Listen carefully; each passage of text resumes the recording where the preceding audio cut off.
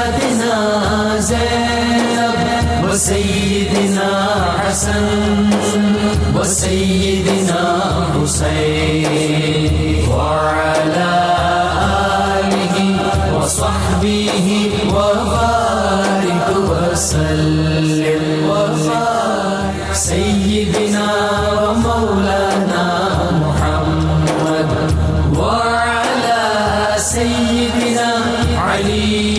الحمدللہ رب العالمین والصلاة والسلام علی سید الانبیاء والمرسلین. اللہم صلی علی سیدنا و مولانا محمد وعلی آلہ واصحابہ وبارک وسلم وصلی علیہ. دنیا کے تمام دیکھنے والوں کو، تمام چاہنے والوں کو، تمام پیار کرنے والوں کو، اور جہاں جہاں تک اس وقت میری آواز کو سنا اور مجھے دیکھا جا رہا ہے، جنید اقبال کی جانب سے انتہائی محبت کے ساتھ السلام علیکم. ایک بار پھر ناظرین، آپ کو پر نور صبح میں صبح نور کے ساتھ میں دل کی گہرائیوں سے خوش آمدید کہتا ہوں. اور آئیے بلا توقف چلتے ہیں حضرت ابو انیس محمد برکت علی علیہ رحمہ کی تالیف اسماء النبی کریم صلی اللہ علیہ وآلہ وسلم سے رسول اللہ صلی اللہ علیہ وآلہ وسلم کا ایک اسم مبارک پڑھنے اور سننے کی سعادت حاصل کرتے ہیں. سیدنا المعلم صلی اللہ علیہ وآلہ وسلم، ہمارے سردار، تعلیم دینے والے.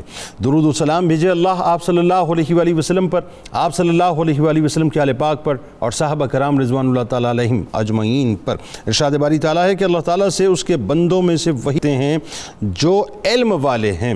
حضرت ابو دردہ رضی اللہ تعالیٰ عنہ سے روایت ہے کہ حضور نبی کریم صلی اللہ علیہ وآلہ وسلم نے ارشاد فرمایا کہ عالم کی فضیلت عابد پر ایسی ہے جیسے 14ویں رات کی چاند کی تمام ستاروں پر. ناظرین کرام، آپ جانتے ہیں کہ آج انٹرنیشنل لٹریسی ڈے ہے، یعنی 8 سپٹمبر. آج انشاءاللہ تعلیم کی ضرورت اور اس کی اہمیت قرآن و حدیث کی روشنی میں کیا ہے اس پر بات کریں گے، اور آپ نے ہمارے ساتھ ضرور رہنا ہے. تمام نوجوانوں نے، تمام بچوں نے، خاص طور پہ والدین نے ہمارے ساتھ رہنا ہے، اور اگر اساتذہ بھی ہوں تو کیا ہی بات ہے. اچھا جی، بات یہ ہے کہ ہر انسان، چاہے وہ امیر ہو یا غریب، چھوٹا ہو یا بڑا، کالا ہو یا گورا، مرد ہو یا عورت، تعلیم ہر ایک کا بنیادی حق بھی ہے اور بنیادی ضرورت بھی ہے. یہ انسان کا وہ بنیادی حق ہے ناظرین جو اس سے کوئی چھین نہیں سکتا. انسان اور حیوان میں جو فرق ہے بنیادی طور پر تعلیم کے ذریعے ملنے والے علم ہی کی بدولت جو ہے وہ جانچا جاتا ہے.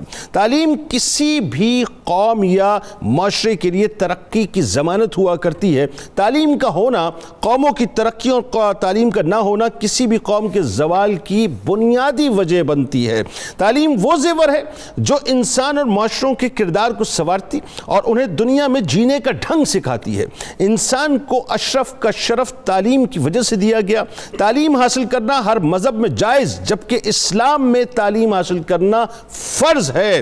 تعلیم وہ پر ہے ناظرین جو اگر کسی فرد یا قوم کو لگ جاتے ہیں تو اسے تحت الثری سے اٹھا کر اوج ثریا پر لے جایا کرتے ہیں. ناظرین کرام، جس دین کے احکامات کی ابتدا لفظ اقرا سے ہو، اس دین میں تعلیم کی کیا اہمیت ہوگی کہ جہاں علم حاصل کرنا ہر مسلمان مرد اور عورت پر فرض قرار دیا گیا ہو. اس دین میں تعلیم کا کتنا عظیم الشان مقام ہوگا کہ رسول اللہ صلی اللہ علیہ وآلہ وسلم یہ دعا کیا کرتے تھے کہ اے اللہ، اپنے عطا کردہ علم سے مجھے نفع عطا فرما، مجھے علم نافع عطا فرما اور میرے علم میں اضافہ فرما. قرآن پاک میں ناظرین متعدد مقامات پر اہل ایمان کو علم حاصل کرنے کا حکم دیا گیا.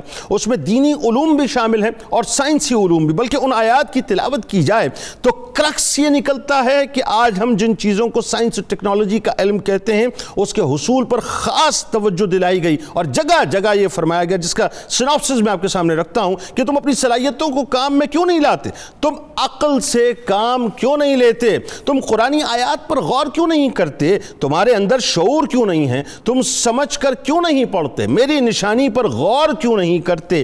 ایک دن ناظرین کرام ہوا یہ کہ رسول اللہ صلی اللہ علیہ وآلہ وسلم اپنے حجرے سے باہر تشریف لائے اور مسجد نبوی میں داخل ہوئے تو وہاں 2 حلقے بیٹھے ہوئے تھے. ایک حلقہ قرآن پاک کی تلاوت کر رہا تھا اور ایک حلقہ یعنی قرآن پاک کی تلاوت بھی کر رہا تھا، اللہ سے دعا بھی کر رہا تھا، اور دوسرا جو ہے وہ تعلیم کا کام سر انجام دے رہا تھا. آپ صلی اللہ علیہ وآلہ وسلم نے فرمایا کہ دونوں بھلائی پر ہیں. یہ حلقہ قرآن پڑھ رہا ہے اور اللہ سے دعا کر رہا ہے، اللہ چاہے تو اس کی دعا قبول فرمائے یا نہ فرمائے. دوسرا حلقہ تعلیم میں مشغول ہے، یہ زیادہ بہتر ہے اور میں تو معلم بنا کر بھیجا گیا ہوں. پھر آپ وہیں تشریف فرما ہو گئے. یہ اصحاب صفہ کا چبوترا تھا ناظرین، جسے آپ اسلام کا پہلا مدرسہ، پہلا اسکول، پہلا کالج یا پہلی یونیورسٹی کہیں جس کے منتظم اعلیٰ کوئی اور نہیں، خود نبی کریم صلی اللہ علیہ وآلہ وسلم یعنی معلم اعظم تھے، جس ادارے سے ناظرین یعنی وہ جو اصحاب صفہ کا چبوترا تھا نا، وہ جو یونیورسٹی تھی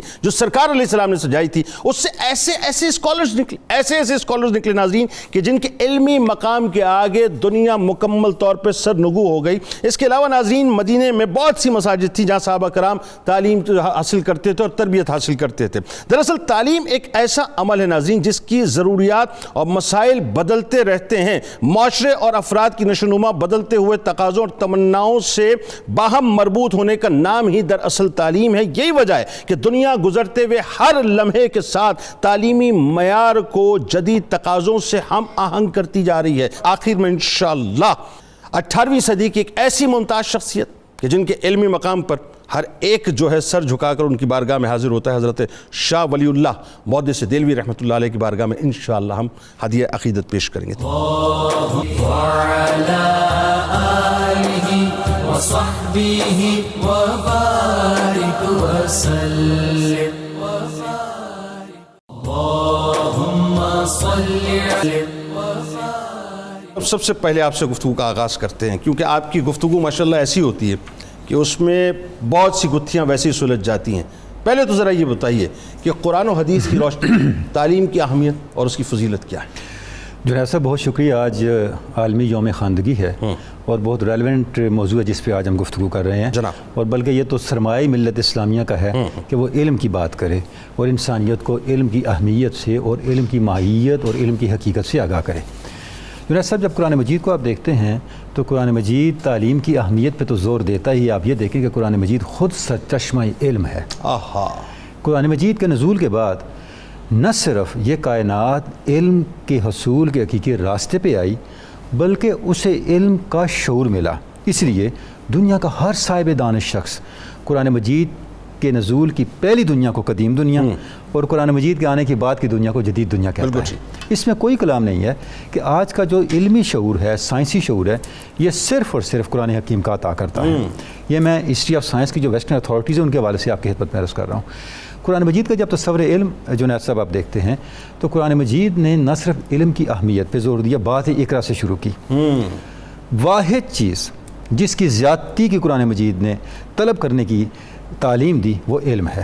کوئی اور چیز نہیں ہے جس کے بارے میں قرآن مجید میں یہ حکم ہوا کہ آپ یہ دعا کریں مجھے یہ چیز زیادہ مل جائے، اللہ سوائے علم کے، اللہ رب زدنی علما، اے اللہ مجھے علم عطا فرما۔ سبحان۔ اس کے بعد آپ دیکھیں جنید صاحب کہ علم کی کوئی ایسی ڈائمنشن نہیں ہے جس کو قرآن مجید نے ایڈریس نہ کیا ہو، حتیٰ کہ پہلی اترنے والی اگر آیات کو بھی دیکھیں، اعوذ باللہ من الشیطان الرجیم، بسم اللہ الرحمن الرحیم، اقرأ بسم ربک الذی خلق، خلق الانسان من علق، اقرأ وربک الاکرم الذی علم بالقلم، علم الانسان ما لم یعلم۔ اب ان 5 آیات میں قرآن مجید نے پہلے یہ بتایا کہ علم بہت ضروری ہے، علم کو ترجیح دیں، پھر یہ بتایا کہ علم کے موضوعات کیا ہیں، ڈائریکٹ آپ کو انسانی ساخت اور انسان اور میڈیکل سائنس پہ لے آیا، پھر اسباب علم کا ذکر کیا کہ علم سکھایا کیسے جاتا ہے، پھر علم کی حدود کا بیان کیا کہ انسان کے پاس جہالت زیادہ ہے، اسے ہر وقت اپنی جہالت کو علم میں بدلنے کے لیے گامزن رہنا چاہیے۔ حدیث پاک کو اگر آپ دیکھیں، آپ صلی اللہ علیہ وسلم کی سنت پاک کو دیکھیں، صحابہ کرام کے اسلوب کو دیکھیں، پوری اسلامی تاریخ کو جنید صاحب دیکھیں، ہمیشہ علم کو اہمیت دی جاتی رہی۔ جب تک مسلمانوں نے علم کو اہمیت دی وہ بام عروج پہ رہے۔ آپ صلی اللہ علیہ وسلم جب ہجرت فرما کے مدینہ طیبہ تشریف لے گئے، پہلی اسلامی ریاست قائم کر دی۔ بالکل ٹھیک ہے۔ اس اسلامی ریاست کے لیے جو حقیقی معنوں میں ریاست مدینہ تھی، آپ نے 3 کام کیے۔ ٹھیک ہے۔ کوئی بھی ریاست جنید صاحب ان 3 کاموں کے بغیر نہ وجود میں آ سکتی ہے نہ اپنے وجود کو برقرار رکھ سکتی۔ بالکل ٹھیک۔ ان میں پہلا جو آپ نے کام کیا وہاں پہ ایک ریزیڈینشیل یونیورسٹی قائم کی مسجد نبوی کی صورت میں۔ واہ سبحان اللہ، سبحان ٹارگٹ۔ اور جو آپ نے اصحاب صفہ کا ذکر کیا، یہ اس کے مستقل سٹوڈنٹس تھے، یہ وہاں پہ مستقل طالب علم تھے جنہوں نے اپنا سب کچھ تج دیا تھا۔ سبحان اللہ۔ یعنی دیکھیں وہ فاقوں میں ہوتے تھے، لباس ان کے پورے نہیں ہوتے تھے، اور کس طرح وہ اپنے سارے علائق دنیاوی سے الگ ہو کے وہ ظاہری اور باطنی، روحانی، قرآنی اور دوسرے علوم کو سیکھنے کے لیے آپ صلی اللہ علیہ وسلم کی بارگاہ میں۔ اس کے بعد آپ نے مواخات فرمائی، جو معاشی نظام دیا، اس کے بعد میثاق مدینہ دیا، سیاسی نظام دیا۔ کیا کہنا، یعنی پہلی جو بنیاد رکھی وہ کسی بھی سوسائٹی کی پہلی بنیاد علم ہے۔ جنید صاحب دیکھیں پاکستان بننے کے بعد جو پہلی ایک جملہ اور تاکہ وہ پھر آپ پاکستان کے حوالے سے گفتگو فرمائیں بدر کے بعد یعنی دیکھیے آپ کے سب سے پہلا کام آپ نے کیا کیا جو ان کے اوپر سزائیں رکھی، وہ کام یہ رکھا کہ دیکھیں وہاں پر بھی جن کے پاس علم تھا 10 لوگوں کو پڑھانا، ان کو کنسیشن دی ہاں اس سوسائٹی میں. دیکھیں ہسٹری میں یہ بتاتی ہے جب آقا صاحب تشریف لائے تو مکہ کی سوسائٹی میں صرف 13 افراد ایسے تھے جو لکھنا پڑھنا جانتے تھے. آپ نے ان سارے افراد کو اہمیت دی. اس سے دیکھیں کہ حتیٰ کہ خواتین تک کو، شفا بنت عبداللہ حضرت عمر کی فیملی کی خاتون تھیں جو لکھ سکتی تھیں. جب آپ مدینہ ہجرت کر کے تشریف لے گئیں تو آپ صلی اللہ علیہ وسلم نے انہیں آفیشیل ذمہ داریاں دیں، اور خلافت راشدہ کے زمانے میں بھی وہ مارکیٹ مجسٹریٹ کی ذمہ داریوں پہ تھیں. واہ واہ واہ. یعنی کہ خواتین تک کو آپ نے اچھا، آپ صلی اللہ علیہ وسلم نے کس طرح سے تعلیم و تربیت کا اہتمام کیا. اصحاب صفہ تھے، لوگوں کے لیے مجالس ہوتی تھیں، خواتین کے لیے آپ نے الگ وقت رکھا تھا، حتیٰ کہ آپ نے فرمایا آدھا دین عائشہ سے لو. واہ واہ سبحان اللہ. سیدہ عائشہ امہات المومنین، اور خواتین کی تربیت، بچوں کی تربیت. پھر آپ نے مسجد نبوی کے علاوہ 13 مساجد کم و بیش جن کا ذکر ملتا ہے مدینہ پاک میں مدینہ پاک میں قائم کرتا ہوں، اور ان مساجد میں حلقے تھے قرآن مجید کے درس و تدریس کے، صحابہ تھے جو پڑھاتے تھے، اور ان پر حضرت معاذ بن جبل کی ڈیوٹی تھی جن کو آپ انسپیکٹر ایجوکیشن کہہ سکتے ہیں آج کل، جو وزٹ کرتے تھے اور وہاں کے تعلیمی نظام کو مانیٹر کرتے تھے. کہیے کہ سرکار علیہ السلام کی جو بٹی ہوئی منسٹریز تھیں اس میں minister of education of course وہ پورے مدینہ طیبہ کے یہ جو 13 تھے، اس کے علاوہ بھی جو حلقات تھے درس و تدریس کے، ان کو وزٹ کرتے اور وہاں جا کے ان کو دیکھتے بتاتے اور ان کو ایجوکیٹ کرتے کیا مزید آگے پڑھانا ہے، کس طرح سے پڑھانا ہے. یعنی پورا ایک نظام تھا تعلیم و تربیت کا. جنید صاحب یہی وجہ آپ دیکھیں کہ یہ وہ لوگ تھے صحابہ اکرام جنہوں نے پوری ایک تہذیب کو جنم دیا. بعد میں کیسے وہ علم کے بغیر، شعور کے بغیر تو نہیں ہو سکتا تھا. ٹھیک صدیوں تک اسلام نے پھر رول کیا. میں ایک مثال دوں گا، جارج سارٹن کی کتاب ہے ہسٹری آف سائنس، جس نے ارسطو اور قدیم یونان کے زمانے سے لے کے اپنے دور تک زمانوں کو اس میں جمع کیا. اصوب اس نے یہ رکھا کہ ہر صدی کے پہلے ہاف کا ایک بڑا آدمی اور دوسرے ہاف کا ایک بڑا آدمی اس نے اس صدی کا نمائندہ علم کے طور پہ اس کتاب میں بیان کیا. ٹھیک ہے. اسلام کے جو پہلے 1000 سال ہیں اس میں 20 شخصیات صرف اسلام کی ہیں، دنیا میں تھا ہی کوئی نہیں. واہ واہ واہ سبحان اللہ. کہ اس صدی کے پہلے ہاف کا یہ بڑا آدمی تھا، دوسرے ہاف کا یہ تھا، پہلے کا یہ تھا، دوسرے کا یہ تھا. یعنی آپ تصور کریں کہ یہ جو پہلے 1000 سال تھے اسلام کے غلبے کے، اس دوران پوری دنیا میں سائنسی علوم میں مسلمانوں سے آگے کوئی نہیں. سر ایسا تھا نا، دیکھیں انگریز تو وہ ہے نا اپنا جامعہ نظامیہ میں آ کے وہاں سے جو علوم حاصل کر کے بغداد شریف سے، دیکھیں اسپین سے سارے پڑھ کے گئے. لیونارڈو ڈا ونسی جو ہے، جو مونا لیزا کا خالق ہے اور جس کو یورپ میں رینیسانس کہتے ہیں، اس کے بابا آدموں میں شامل ہے، وہ اسپین کا پڑھا ہوا ہے. فرانسس بیکن اسپین کا پڑھا ہوا ہے، جس کو ماڈرن سائنس کا بابا آدم کہا جاتا ہے. اور اس کے بعد آپ دیکھیں جو آپ کا سوشل کانٹریکٹ کا مصنف ہے یاک روسو، اس کے پاس قرآن مجید کا فرینچ ترجمہ تھا جس کی سوشل کانٹریکٹ شروع حضرت عمر فاروق کے جملے سے ہوتی ہے، man was born free and now he is enchained every ویئر. بات آگے بڑھاتے ہیں. اب حضور والا آپ کی طرف جو ہے وہ اپنا بہت بھاری ذمہ داری، کیونکہ آج میں یہ سمجھ رہا ہوں کہ بہت ضروری ہے ایک انالیسس کرنے کا، ایک اوور ویو کرنے کا کہ پاکستان میں جو مروجہ سو کالڈ مروجہ نظام تعلیم ہے اس حوالے سے آپ کا پرسیپشن کیا ہے. کیونکہ ہمارا مسئلہ ہی جیسا کہ میں نے ایک جملہ ادا کیا کہ تعلیم بڑھ بھی گئی ہے نا، وفاق، صوبہ، اپنی ذاتی مطلب جو ہے وہ اپنا خواہشات. تو ذرا ایک اوور ویو دیجئے کہ مروجہ نظام تعلیم جو ہے اس کے بارے میں آپ کا اپنا ایک استاد کی حیثیت سے جو پوری زندگی آپ نے گزاری ہے کیا ہے. جی بسم اللہ الرحمن الرحیم. جی جنید صاحب تھینک یو ویری مچ. بڑا یہ آپ نے سینسٹیو ٹاپک ظاہر ہے اس ریلیونس سے رکھا ہے کہ آج لٹریسی ڈے ہے. تو میں نے جی سر ساری تقریباً زندگی کا بیشتر حصہ تعلیم و تربیت میں ہی گزارا ہے. ہمارا سب سے بڑا مسئلہ جو ہے نا جی، گھنٹوں گفتگو کی جا سکتی ہے. اصل ایشو جو ہے جی کہ سٹارٹ ہوتا ہے جب ہم نے پاکستان بننے کے بعد خاصی دیر تک اپنے آپ کو سسٹم بنانے کی کوششیں کرتے رہے، مختلف سسٹمز آتے رہے. ایک بڑا نمایاں چیز تھی کہ ہم ماسٹر صاحب کو ماسٹر صاحب کہا کرتے تھے. کیا بات. ایک دور یہ آیا کہ ہم نے اس پہ کبھی غور نہیں کیا، ہم نے ماسٹر صاحب کو اوے ماسٹر کہنا شروع کیا. اللہ، جو آپ نے فرمایا پولیٹیکل انٹرفیئرنس، یہ بیس ہے جہاں سے ہم نے شروع بھی ہونا ہے اور شروع ہونا چاہیے. بہت اچھی بات. ہم نے استاد کو وہ جو اہمیت تھی وہ نہ دی، استاد کی تکریم، اس کا مقام، تقریب وہ مقام دی نہیں. اب وہ استاد جو ہے وہ پولیٹکس کا شکار ہوتا رہا مختلف لیولز پہ. آبادی بڑھتی رہی، ٹیچرز بھی بڑھتے رہے. وہ جو بائی آتے تھے نا چوائس ٹیچر، میں ہمیشہ کہتا ہوں جی کہ ٹیچر جو ہیں وہ دو ہی قسم کے ہو سکتے ہیں، بائی چوائس اور بائی چانس. واہ. وہ ریشو ہمارے ملک میں سر بائی چانس والی بڑھتی رہی, ہاں بائی چوائس والی ختم ہوگی. وہ ختم ہوگی بائی چوائس والی آہستہ آہستہ. ہم اور آپ نے جو ان اساتذہ سے پڑھا ہوا ہے ابھی بھی ہمارے سامنے آ جائے تو ہمارا سر جو ہے ادب و احترام کے ساتھ. سر مجھے یاد نہیں پڑتا کہ ہم نے کبھی اپنا سر اپنے اساتذہ کے سامنے بلند کیا ہو. جی یاد نہیں پڑتا ہمیں. اور کسی ایج میں بھی ہوں تو اسی ایج میں بھی, ابھی اسی ایج میں بھی ایسے اساتذہ بھی ہیں جو اس وقت 90s کراس کر چکے ہیں, لیکن جب ہم جاتے ہیں تو ہم اپنے آپ کو اسی لیول پہ بالکل محسوس کرتے ہیں جس لیول پہ ہم نے ان سے تعلیم کا فیض حاصل کیا. آپ بنیاد سے بالکل چل رہے ہیں. میں یہ کر رہا ہوں کہ گئے گزرے بھی پچھلے دوروں میں بھی کئی انسٹیٹیوشن رہے, مجھے اللہ نے چانس دیا کہ میں گورنمنٹ کالج یونیورسٹی میں ہیڈ کیا ایز اے وائس چانسلر. تو کیا تھا, کیا ڈیفرینٹ کرتا ہے, بلڈنگیں تو نہیں سر ڈیفرینشیٹ کرتی نا, ڈیفرینشیٹ تو کرتا ہے اس کے سسٹم جو وہاں پہ موجود ہے. ابھی بھی سر استاد کے سامنے وہاں یہ ہوتا تھا, اتنی ویلیوز موجود تھیں اور ابھی بھی شاید تھوڑی سی باقی بچ گئی کیونکہ باقی سوسائٹی اثر انداز ہوتی ساری چیزوں پہ. ایک تو استاد کی بات ہوگی کہ یہ ہے کہ استاد جو ہے وہ ایک تو یہ ہوتا تھا کہ اس کا احترام اتنا زیادہ ہوتا تھا کہ اگر وہ چل رہا ہے تو اس کے پیچھے چلنا ہے. درست. ہم مثال دیتے ہیں جاپان کی, ہم مثال دیتے ہیں دوسرے کنٹریز کی, ہمارے یہاں بھی یہی ہوتا تھا. ہم نے ان کو بھلا دیا اور ٹرانسفر ان کی یہ نہیں تھا کہ ان کی ٹرانسفر کہیں سے ہو سکتی ہوتی تھی. اگر پرنسپل گورنمنٹ کالج یا اس وقت vice chancellor government college university لکھ دیتا تھا کہ یہ ٹیچر مجھے چاہیے تو دنیا کی کوئی طاقت اسے جی سی یو آنے سے روک نہیں سکتی. صحیح بات. میں صرف ایک مثال سے واضح کرنا چاہتا ہوں. تو اب جہاں ایک اسکول کا ہیڈ ماسٹر اگر اپوائنٹ ہو جاتا تھا, مجھے یاد ہے کہ میں جس اسکول میں پڑھا ہوں مجھے تو 6 سے لے کے 10ویں تک انہی ہیڈ ماسٹر کی شکل یاد ہے. بالکل نہ تو انہوں نے کسی ٹرانسفر کیا نہ ٹیچر کہیں ٹرانسفر ہوئے. تو سر کیا ہوا کہ بچہ جو ہے وہ علم حصول کے ساتھ, حصول علم کے ساتھ ساتھ اس میں تربیت آٹومیٹیکلی آتی چلی گئی. کوئی فورس استعمال نہیں کرنی پڑی, کیونکہ ہماری سوسائٹی پرٹیکولرلی پاکستان ریفرنس سے دیکھیں, اگر ہمارا کمپیریزن بنگلہ دیش سے بھی ہو تو وہ اوپر جا رہا ہے. کیوں جا رہا ہے؟ انہوں نے استاد کو اہمیت دی, جو میں نے پہلا پوائنٹ کہا. نمبر 2 یہ کہ کنسلٹیشن بڑھا دی. اچھا, ٹیچرز کو اسٹیک ہولڈر کی اتنی زیادہ کنسلٹیشن ہوتی ہے. یا اب دیکھیں ہم مثالیں دے رہے ہیں یورپ کے, ہم چلے جائیں, یہ بنگلہ دیش لے لیں, سنگاپور, ملیشیا, ہانگ کانگ, کون سے سسٹم ہے جی وہاں پہ؟ اے لیول سسٹم ہے, فلانا سسٹم ہے. ہم سارا دن گفتگو کرتے ہیں ہمارا سسٹم اے لیول سسٹم, ہمارا سسٹم او لیول سسٹم. یہ سسٹموں کی بات. کمال یہ جو پروڈکٹ آپ تیار کر رہے ہیں او لیولز اور اے لیولز کی طرح, وہ پاکستان کا ہے نہیں پروڈکٹ. وہ دیکھیں جی پاکستان میں یوز ہی نہیں ہونا. اور سر آپ یہ دیکھیں کہ او لیول کتنے کنٹریز میں رہ گئے. ہمارے ہمسایہ ملک میں او لیول ہے, اے لیول ہمارے سنگاپور ملیشیا میں ہے اے لیول, انگلینڈ میں, ایون اسکاٹ لینڈ میں. یہ نہیں میں کہتا اے لیول او لیول کی اپنی ایک سگنیفیکینس ہے, لیکن میں بتانا یہ چاہتا ہوں کہ ہر کنٹری جو ہے وہ اپنے حالات کے مطابق, اپنی ضرورتوں کے مطابق, اپنی جو پاپولیشن ہے, جو ہسٹری وہ لے کے آ رہی ہے, اس کے اکارڈنگلی سر وہ اپنی ترتیب دیتا ہے معاشروں کو.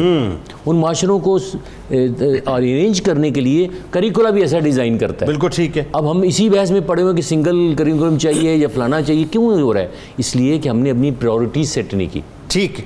ہم جب تک اپنی پرائورٹی سیٹ نہیں کریں گے, پرائورٹی ہماری ہونی چاہیے ایجوکیشن اینڈ ٹریننگ. ہم صرف سر کتابی علم کی طرف جا رہے ہیں جو ہمیں بڑا سیریس ایشو آ رہا ہے. اچھا سر ایک بات بتائیے, آپ کی عمر لگ بھگ مطلب میرا خیال ہے پاکستان کی آپ کی عمر مجھے محسوس ہوتا ہے کہ مطلب قریب ہی ہوگی. جو مروجہ نظام تعلیم جو مروج کرتے گئے اور اپنے انداز سے اس کو تبدیل کرتے گئے, اس کو ایک اوور ویو ذرا بتائیے کہ اس میں کیا کچھ ہوتا رہا. سر میں اس میں پلس پوائنٹ بھی ہوئے ہیں, اس میں کوئی شک و شبہ نہیں ہے کہ جو اس کو آپ ڈیوائڈ کر سکتے ہیں. آپ جو اپنے ڈویژن بتائی ہے وہ نیچرلی سی ڈویژن بنتی جا رہی 25-30 سال کہ 25-30 سال میں وہ ٹرانسفارمیشن ہوگی جو ہماری توقعات میں بھی نہیں تھی. بالکل ٹھیک ہے نا جی. تو ہم نے معذرت کے ساتھ اس کو سمجھنے کی کوشش نہیں کی, اس کے ساتھ چلنے کی کوشش نہیں کی, اسے سوچا ہی نہیں. یہاں پہ تو کہتے تھے لو جی اس بندے نے کمپیوٹر لے لیا, پتہ نہیں اس نے کیا کرنا ہے, مطلب اس طرح کا اس زمانے میں پرسیپشن تھا. بالکل ٹھیک ہے جی. تو اس کو لیے, لیکن دوسری طرف دیکھیں کہ پاکستان کے جو تھا ایگزسٹنگ سسٹم جس سے ہم ہی آئے ہیں اتنا برا نہیں تھا, لیکن بات وہی آ گئی جب پولیٹیکل انٹرفیئرنس شروع ہوئی. اب جو اپوائنٹمنٹس ہیں ہم کہنے کو میرٹ ہے, میرٹ نہیں ہے. بالکل ٹھیک. میرٹ میں معذرت کے ساتھ ایک ڈگری لینا جو ہے وہ حصول علم تو ہو سکتا ہے, ڈگری کے ساتھ اس کی جو ٹریننگ ہے وہ بڑی ضروری. جیسے آپ نے فرمایا کیا منظر ہوگا مدینہ شریف کا, صحابہ صفحہ بیٹھے ہوں گے اور ان کے جو اعلیٰ ہیں ناظم اعلیٰ حضور صلی اللہ علیہ وسلم ہوں گے, کیسی تربیت کیسی ٹریننگ ہو رہی ہوگی, سامنے نظر آ رہا ہوگا کیسے چل رہا ہے اور کیسے علوم منتقل ہو گئے. پوچھو کیا پوچھنا چاہتے ہو. اب جیسے تنوری صاحب نے فرمایا ہماری کنٹریبیوشن تو دیکھیں, ہمیں اب اس کو اجاگر کرنا چاہیے, نمایاں کرنا چاہیے کہ مسلمان سائنٹسٹوں نے کتنے بچوں کو پتا ہے کہ خدا کے لیے کمپیوٹر کا بانی تو ہمارا الخوازمی تھا, ہمیں پتہ ہے. وزیر کے خوازمی ہمارا ہیشم کیا تھا، اس کو ہیشام کہہ دیتے ہیں، سمجھتے کوئی گورا ہی تھا. پرابلم یہ ہے کہ جی اسکولوں میں ہمیں اپنے جب تک گراؤنڈ ریئلٹیز کے ساتھ ہمیں جابر بن حیان یاد نہیں ہے، ہمیں جابر بن حیان یاد نہیں، ہمیں سینا نہیں یاد، جس کی اناٹمی ابھی بھی پڑھائی جا رہی ساری دنیا میں. میں نے آپ کو بتایا نا سر، وہ دور وہ تھا کہ پورا یورپ جو امڑ کے آ گیا تھا بغداد میں، وہاں سے خیرات لے کے جاتے تھے اور اپلائی کرتے تھے. رائے منظور صاحب، اب یہ بڑا ایک اہم ترین سوال ہے جو میرا خیال ہے بنتا ہے، اور اس میں ایک تو دیکھیں مروجہ تعلیمی نظام کے حوالے سے کچھ پروفیسر صاحب نے گفتگو فرمائی، لیکن میں چاہتا ہوں اس پر آپ اپنا بھی انپٹ دیجیے. لیکن ساتھ ساتھ ایک جو بڑی خاص بات ہے جس کو میں سمجھتا ہوں مرض کو ہم نہیں پکڑ پا رہے، اسباب نہیں پکڑ پا رہے، کینسر ہے کہاں پر، بیماری ہے کہاں پہ، کہ کیا وجہ ہے کہ آج تک ہم اپنے تعلیمی نظام کو بہتر نہیں کر پائے. ایک عجیب صورتحال بنی ہوئی ہے. اب تو یقین مانیے مطلب آنسو نکلتے ہیں کہ ہم کہاں پہ کھڑے ہو گئے ہیں. آج بتائیے. بہت شکریہ جی. ایک تو میں آپ سے اختلاف کرنے کی جسارت کروں گا، کیونکہ آپ نے انٹرو میں بھی کہا اور بعد میں بھی آپ نے کہا کہ مرکز اور صوبوں کے جو اختلافات تھے اس کی وجہ سے ہم آج اس مقام پہ کھڑے ہیں. میں بالکل کنونسڈ ہوں، اور انشاءاللہ تعالیٰ آپ بھی کنونس ہو جائیں گے کہ مرکز اور صوبے اس بات پر ان کے اتفاق رائے کہ ہم نے قوم کو پڑھ رکھنا ہے، ان کو بالکل نہیں پڑھنے دینا. نمبر ایک تو ہم نے 2-2.5 کروڑ بچہ ایٹ ون سکول جانے ہی نہیں دینا. مجھے بتا دیں آج اسلام دیکھیں مرکز اس وقت کیا ہے، صرف اسلام آباد کا ضلع، ٹھیک ہے، ایک ڈسٹرکٹ اسلام آباد کا صرف وہ رہ گیا مرکز کے پاس، کیونکہ پہلے گلگت بلتستان تھا وہ الگ ہو گیا، فاٹا تھا وہ ضم ہو گیا. ایک ڈسٹرکٹ جو کہ ماڈل 3 ڈسٹرکٹ بنایا جا سکتا ہے، چھوٹا ضلع اسلام آباد آپ کو پتہ ہے آدھے گھنٹے میں ختم ہو جاتا ہے ترنول سے 0 پوائنٹ تک. کیا وہاں پر 100% بچے اسکول میں جاتے ہیں؟ اس کا جواب ہے نو. اچھا پھر صوبوں پہ آ جائیں. اچھا یہ ایک برا کام ان سے ہو گیا اور اللہ تعالیٰ نے کروا دیا، مطلب وہ چاہتے تو نہیں ہوں گے کہ ہو جائے. جب 18ویں ترمیم آئی تو یہ جو ہم نے بات کی نا، تنولی صاحب فرما رہے تھے کہ بلکہ آپ نے فرمایا کہ باقیوں پہ یہ ہے کہ آپ تعلیم حاصل کر سکتے ہیں، لیکن یہاں پر فرض قرار دے دیا گیا اسلام میں کہ آپ نے ہر مسلمان اور جہالت کا تو جوڑ ہی کوئی نہیں ہے نا. یہ دو بالکل متضاد چیزیں ہیں. بالکل ٹھیک. ایسا نہیں ہو سکتا کہ ہم کلمہ بھی پڑھیں اور ساتھ ساتھ بتوں کو، یعنی یہ بالکل دو اپوزٹ چیزیں ہیں. درست. مسلمان جاہل ہو ہی نہیں سکتا. اچھا یہ ہمارا یہ تھا کہ یہ پرنسپل آف پالیسی میں آئین میں لکھا ہوا تھا، آپ کو پتہ ہے کہ جی پڑھانا چاہیے، تعلیم ہونی چاہیے، یہ چاہیے میں تھا. 2010 میں ایک اللہ تعالیٰ کے فضل و کرم سے ان سے غلطی سرزد ہو گئی پارلیمنٹیرین سے، اور پارلیمنٹ نے آرٹیکل 25A اس میں شامل کر دیا اور اس میں لکھا کہ تعلیم لازمی اور مفت فراہم کی جائے گی. ٹھیک ہے. 16 سال تک کے جو بچے ہوں گے، 5 سے لے کر 16 سال. Now this is the constitutional responsibility. یعنی آئین سے اوپر تو پھر ایک صرف قرآن پاک ہی ہے نا. بالکل ٹھیک. ہماری جو قانونی چیزیں ہیں، ریگولیشنز ہیں، رولز ہیں، بائی لاز ہیں، پھر اوپر ایکٹ آتا ہے، اس کے اوپر سب سے آئین ہے. آئین میں آپ نے اب یہ فنڈامنٹل رائٹ بن گیا. 2010 کے بعد یہ بنیادی حق ہے جو کہ انفورس کیا جا سکتا ہے تھرو کورٹس. اچھا آج ہماری حالت یہ ہے کہ 2.5 کروڑ بچہ، ویسے یہ 2.5 کروڑ والا بھی ایک ایسے فگر چلا ہوا ہے. دیکھیے یہ دو ہی باتیں ہیں موٹی موٹی.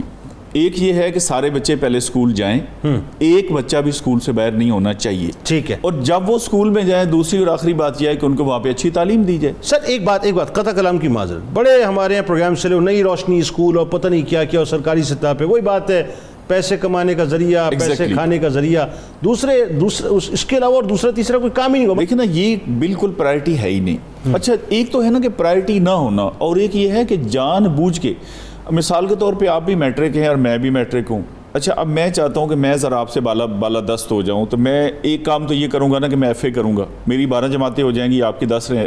دوسرا میں یہ انشور کروں گا کہ آپ ایف اے نہ کر جائیں. اچھا اب ایشو یہ ہے کہ میرے ڈرائیور کا، میرے ملازم کا بچہ ہو سکتا ہے میرے بچے زیادہ ذہین ہو. اگر یہ سسٹم میں آ گیا، کل کو ہو سکتا ہے میرا بچہ کلرک بنے اور وہ اس کا افسر بن کے آ جائے. I would never ever like it. کیونکہ میں ہوں پاکستانی مسلمان، صاف ستھرا.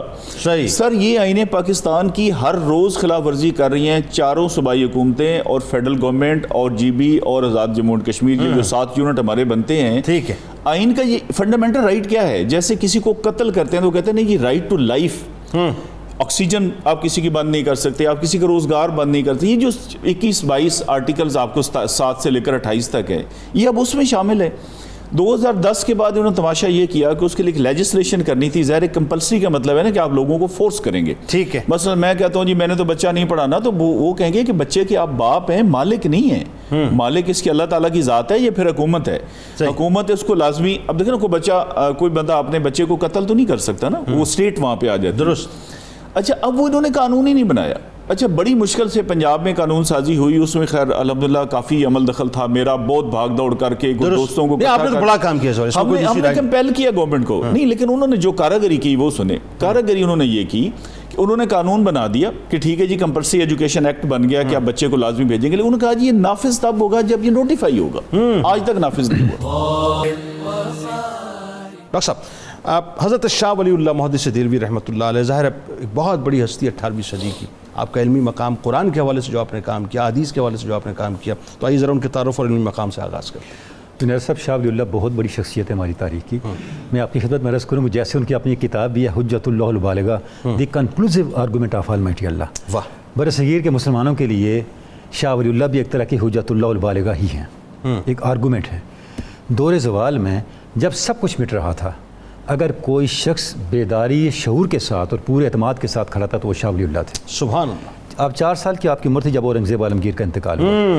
اس کے بعد مغلیہ سلطنت کو آپ نے اپنی آنکھوں کے سامنے ٹوٹتے, تباہ ہوتے اور زوال آشنا ہوتے تھے. اللہ. وہ ساری سوسائٹی کس طرح ڈکے میں جا رہی تھی, لیکن شاہ ولی اللہ کی شخصیت اپنی پوری مضبوطی کے ساتھ کھڑی تھی. آپ دیکھیں احمد شاہ ابدالی آپ کے کہنے پہ ہندوستان بالکل آیا ٹھیک ہے, اور آپ نے پوری کوشش نجیب الدولہ آپ کے کہنے پہ آیا, دونوں کے درمیان آپ نے اتحاد کروایا کہ ان کو ریسٹور کریں. آپ صرف شاہ ولی اللہ کی سیاسی مکتوبات پڑھ لیں, آپ کو اندازہ ہوگا کہ ان کا ویژن اور ان کی بصیرت کتنی تھی.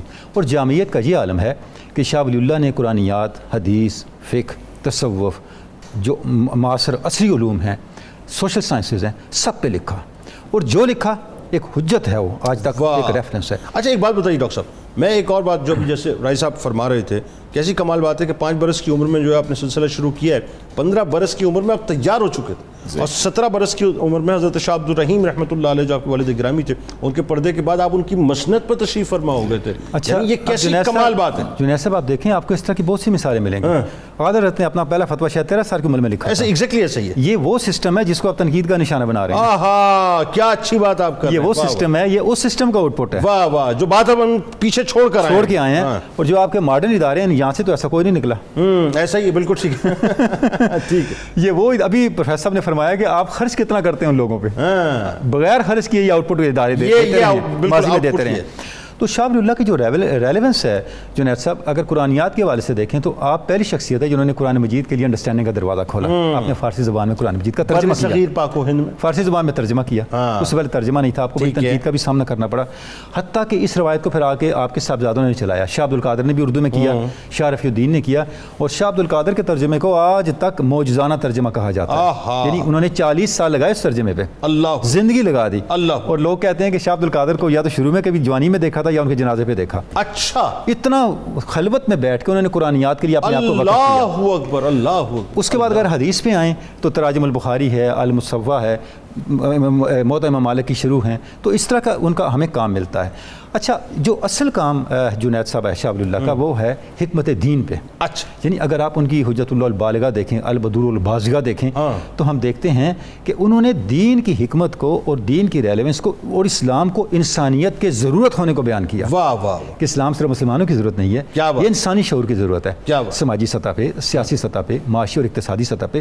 اور جو نیریٹو انہوں نے دیا, جو اصطلاحات دیں, کیونکہ جنید صاحب بڑا مشکل کام ہوتا ہے, آپ کسی علم کو ڈیفائن کرتے ہیں یا اسے اصطلاحات میں کوائن کرتے ہیں. اس کے لیے آپ کو سمندروں علم چاہیے ہوتا ہے. دیکھیں آپ ایک تعریف یا ایک اصطلاح وضع کرتے ہیں, اس میں کوئی نقص نکلا تو وہ زیرو ہو جائے گا. شاہ ولی اللہ نے اصطلاحات بھی دیں, تعریفات بھی دیں, تصورات بھی دیے. اچھا جب آپ روحانیت پہ آتے ہیں تو شاہ ولی اللہ نے روحانیت کو اس سطح پہ جا کے بیان کیا. میں آپ کی خدمت میں عرض کروں کہ آج اگر آپ تصوف کو ماڈرن پرسپیکٹو میں اور آج کی سائیکالوجی اور ہیومن اور بیہیویئرل سائنسز کے پرسپیکٹو میں سمجھنا چاہیں تو آپ کو اس کا آغاز شاہ ولی اللہ سے کرنا ہوگا. شاہ ولی اللہ سے پہلے آپ کو کوئی ایسا آدمی نہیں ملتا جس نے اس انداز سے تصوف کو بیان کیا ہو. میں 2 کتابوں کے نام لوں گا, سطحات ہے اور لمعات ہے. ٹھیک, یعنی انہوں نے انسانی شعور کو نفس ناطقہ کا عنوان دے کے وہ ساری باتیں بیان کر دیں جن کی طرف آج کی سائیکالوجی جا رہی ہے. اچھا اس میں پروفیسر صاحب مختصر ان کی ایک تو تعلیمی حوالے سے جو آپ کی خدمات ہیں, ظاہر ہے وہ برصغیر پاک و ہند کا سرمایہ نہیں بلکہ پوری دنیا کا سرمایہ. جی میں سمجھتا ہوں پروفیسر صاحب نے بڑا سیر حاصل گفتگو کی ہے شاہ ولی اللہ صاحب سے. میں تو سمجھتا ہوں جی کہ جب مسلمان شدید زوال کا شکار تھے تو انہوں نے ان کی سارے پہلوؤں کو اسٹڈی کیا، بے شک کم عمری میں، اور بڑے ہی آبجیکٹیولی، جو میں کہہ رہا ہوں کہ آبجیکٹیو لرننگ انہوں نے سارا اسی کو وہیں سے شروع کیا، آبجیکٹیو لرننگ شروع کروائی. کمال یہ ہے کہ اس وقت علماء بے انتہا خلاف تھے ان کے. انہوں نے سوچا کہ اب اسے سماجی ضرورت آ گئی ہے، اخلاقی ضرورت آ گئی، مذہبی ضرورت آ گئی، قوم کو اس لیڈ کی ضرورت ہے. تو انہوں نے سر ایک انٹلیکچوئل بیس فراہم کی، قرآن پاک کا ترجمہ کرایا. میں سمجھتا ہوں حدیث شریف کو تو انٹروڈیوس ہی انہوں نے کیا، میری ناقص رائے میں تو انہوں نے کیا جس انداز سے کیا ہے وہ آبجیکٹیو تھا کہ سوسائٹی کو ایک ایسی شکل میں لانا ہے اور ان کا اس کنٹریبیوشن کو بلایا نہیں جا سکتا. نائب صاحب آخر میں معاشرتی خرابیوں کے حوالے سے جو حضرت شاہ ولی اللہ محدث دہلوی رحمۃ اللہ علیہ نے کام کیا ہے وہ ایک مثال ہے. جیسے بیواؤں کا مسئلہ تھا، پھر جو ہندوؤں کی جو خاص مینٹیلٹی تھی اس کا جو مطلب انفلوئنس مسلمانوں کے اوپر آ چکا تھا، پھر جو مسالک کی دوری تھی اس کو آپ نے جس انداز سے قریب کیا، بہت کام کیا. پھر سیاسی حوالے سے آپ دیکھیں نا، مرٹھوں کا معاملہ، جاٹوں کا معاملہ جو تھا اس میں احمد شاہ ابدالی کو، نجیب الدولہ کو قریب لانا، تو اس حوالے سے آپ کو بڑا کام تھا، ذرا بتائیے. بہت شکریہ. شاہ ولی اللہ کا ایک تو یہ ہے کہ آپ کی ایج دیکھیں، صرف 59 ایئرز وہ اس دنیا میں رہے، اور 17 سال جیسے میں کہتا ہوں کہ اب یہ ایک چیلنج ہم دیتے ہیں. کیا بات. محمد بن قاسم کا بھی ہم نے نام لیا، 17 سال، اور یہ بھی 17 سال. اچھا، انہوں نے آ کے ایک علاقہ فتح کیا اور انہوں نے ایک کائنات فتح کر لی. ایسے ہی ہمارا بچہ جو یہ بہت زیادہ جو ہمیں آ کے سکھانے کی کوشش کر رہے ہیں، O levels and A levels, وہ ہمارا ایک دوست کہتا او لیول اور اے لیول، اسی طرح کا کوئی لیول ہے جو سمجھ ہی نہیں آج تک آ رہی. اچھا، یہ 17 سال میں نے کہا ہارڈلی وہ او لیول کرتا ہے جو 11 جماعتیں ہیں، نہ وہ ایف اے ہے نہ وہ میٹرک ہے. درست. جب شاہ ولی اللہ کے دیکھیں سب سے بڑا جو میں سمجھتا ہوں نا، یہ جو ہے سوشل جو ہے ایشو پہ آنے سے پہلے قرآن پاک دیکھیں، جو برصغیر کے ہم لوگ تھے، پاکستان، انڈیا، بنگلہ دیش، یہ سارا ایک ہی ملک تھا، کچھ اور بھی علاقے شامل تھے. اچھا، اس میں آپ دیکھیں تقریباً 11 صدیاں تک صرف اور صرف یہ تھا کہ قرآن پاک کو صرف ناظرہ لوگ پڑھتے تھے، یا جن کو عربی آتی تھی یا ان سے پوچھتے تھے کہ یہ کیا لکھا ہوا ہے. He was the first person جنہوں نے قرآن مجید کو وہ ٹرانسلیٹ کیا فارسی میں، فتح الرحمان کے نام سے. اور وہ ظاہر سی بات ہے جب بھی نئی چیز آپ لے کے آئیں گے، وہ سپیکر پہلی دفعہ آیا تو اس پہ فتوے لگے، کیمرے پہ لگے، پھر ایسا ایسا سارے ایکسیپٹ کر لیا، پرنٹڈ پریس پہ لگے. اچھا، پھر ان کا دیکھیں یہ بھی ہوتا ہے کہ ایک بڑی شخصیت ہے، علمی شخصیت یا سیاسی، لیکن ایک دو جنریشنز کے بعد وہ بالکل ہی اچھا ان کے آگے فارسی ترجمے کے بعد پھر اردو تراجم کا سلسلہ ان کے سر بیٹوں کا دیکھیں، ان کے پوتوں کا دیکھیں، اور یہ بالا کوٹ سے لے کر آج تک وہ سلسلہ چل رہا ہے. درست. اچھا، آپ نے بہت خوبصورت بات کی کہ سارے ان کو مانتے ہیں. مزے کی بات ہے کہ تمام جو ہے وہ یہ تھے کہ نقش بندیہ آپ کو پتہ ہے سلسلے سے ان کا تعلق تھا تصوف کے، لیکن اعلیٰ ظرفی دیکھیں کہ جب کسی کی بیعت کراتے تھے تو سب بزرگوں کے نام لیتے تھے، باقیوں کے بھی. واہ، یہ بہت بڑی بات ہے. واہ. اچھا، پھر دیکھیں یہ وہ ہستیاں ہیں جو جس شاہ ولی اللہ جیسے جو لوگ ہیں جو صدیوں بعد پیدا ہوتے ہیں. ایسا ہی. اچھا، ان کا یہ کتابوں میں بڑا کم لکھا ہوا ہے، لیکن پروفیسر صاحب کو اور ویس صاحب کو پتہ ہوگا، آپ بھی جانتے ہیں کہ وہ بہت بڑے اکانومی کے اس میں ایسا ہی معیشت بڑی مضبوط کی آپ نے، اس کو پلان دیا تھا. ایگزیکٹلی. ابھی دیکھیں 25-26 سال ہمارا یہ نظام کو یہاں پہ اور لنڈن امریکہ میں لا کے پڑھا کے ایک بندے کو صرف پورا ڈاکٹر بھی نہیں، آنکھ کا ڈاکٹر، یہ ایم بی اے ہے تو اس میں یہ مارکیٹنگ ہے، یہ فائنانس ہے، یہ فلاں، یہ جو ہمہ جیتی ہے نا. اب دیکھیں احمد شاہ ابدالی افغانستان میں یہاں پہ سمجھے ایک عالم ہے، ان کو وہاں سے قائل کرنا. مرہٹوں کی صورتحال یہ تھی کہ انہوں نے ہمارا پورا سسٹم ہائی جیک کر لیا تھا، زان پہ پابندی تھی، گائے ذبح نہیں کر سکتے تھے، اور یہ اگر پانی پت کی جنگ 1861 والی نہ ہوتی تو بالکل کام ختم ہو گیا تھا. سارے اس کے پیچھے تھے ہی حضرت شاہ ولی اللہ محدث دہلوی رحمۃ اللہ. 2 لاکھ دیکھیں مرہٹے صرف وہاں پہ قتل ہوئے، اور پھر حدیث پہ انہوں نے کام کیا. اور یہ جو اخلاقی اچھا وائزین کو، وہ مولویوں کے مولوی تھے جیسے ہم کہتے ہیں نا اسٹیٹ بینک کو بینکوں کا بینک، انہوں نے مولویوں کو اکٹھا کیا، انہوں نے کہا بھائی یہ کیا قصے کہانیاں آپ سناتے رہتے ہیں، آپ لوگوں کو کوئی وہ باتیں کریں جن کو ان کا عملی زندگی سے تعلق ہے. اچھا، پھر وہ ایسا اس طرف لوگوں کو لے کے آئے، اور کوئی بات ایسی نہیں کی جس میں کوئی اختلاف ہو. سر وہ دیکھیں نا بیواؤں کے حوالے سے جو آپ نے کام کیا، پھر وہ جو ازواج مطہرات کی مثال دے کر کیا کمال لوگوں کو کنونس، وہ بتائیے نا کیا ہوا. بالکل. اب دیکھیں نا ہمارے اصل میں جہاں پہ دیکھیں آپ رہتے ہیں نا، جو چیز ڈومینیٹ کر رہی ہوتی ہے، مثلا غریب آدمی ہمیشہ امیر کو کاپی کرتا ہے نا کہ اس نے ایسے کپڑے پہنے، ایسے ہوا، ایسے. اچھا، ہم ہندوؤں کے ساتھ رہتے تھے عرصہ دراز سے، اور یہ خطہ اتفاق کی بات ہے کہ ہندو اس میں ڈومینیٹ تھے، تو ہندوؤں کو ہم کاپی کرتے تھے، ستی کی اس میں رسم آ گئی، اور خاص طور پہ بیوہ کے ساتھ تو وہ شادی کا. انہوں نے پھر کہا کہ نہیں، یہ تو ایک بڑا افضل کام ہے کہ بیوہ کے ساتھ آپ شادی کریں. اچھا، اسی طرح سے جو باقی بدعات بہت زیادہ داخل ہو گئی تھیں. اب مثال کے طور پر دیکھیں یہ جو شب برات پہ پٹاخے ہم چلاتے ہیں، اس پہ تو کسی فقہ کا نہیں ہے نا کہ آپ پٹاخے چلائیں. بالکل نہیں. اچھا، ہر دفعہ کہہ کے اس کے بعد اچھا ایسی جو خرافات اسلام میں داخل ہو گئی تھیں، وہ حضرت شاہ ولی اللہ نے ان کو بڑی زور شدت سے روکا اور لوگوں کو قائل کیا اور اس کا نتیجہ آیا. میں نے کہا آج تک بھی آپ کوئی مدرسہ اٹھائیں گے وہ چلتے چلاتے مدرسہ رحمیہ پہ جا کے ختم ہوگا. بالکل ٹھیک. آپ تینوں آپ کا بہت شکریہ, آپ تشریف لائے. آپ کا بہت شکریہ. بہت شکریہ. اللہ تعالیٰ بس اس گفتگو کو اپنی بارگاہ میں قبول فرمائے. اور وہی بات ہے کہ وہ اپنا تو کیا ہے وہ اکبر الہبادی نے کہا نا کہ تعلیم جو دی جاتی ہے فقط بازاری ہے, جو عقل سکھائی جاتی ہے فقط سرکاری ہے.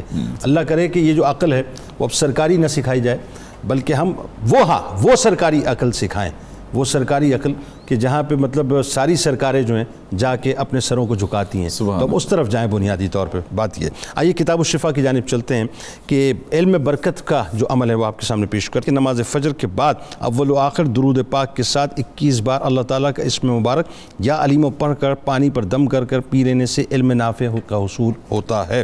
شیخ اکبر حضرت محی الدین ابن عربی رحمۃ اللہ علیہ کا قول مبارک ہے کہ علم ایک نور ہے جسے اللہ رب العزت اپنے بندوں میں سے جس کے دل میں چاہتا ہے ڈال دیتا ہے. اللہم صلی علی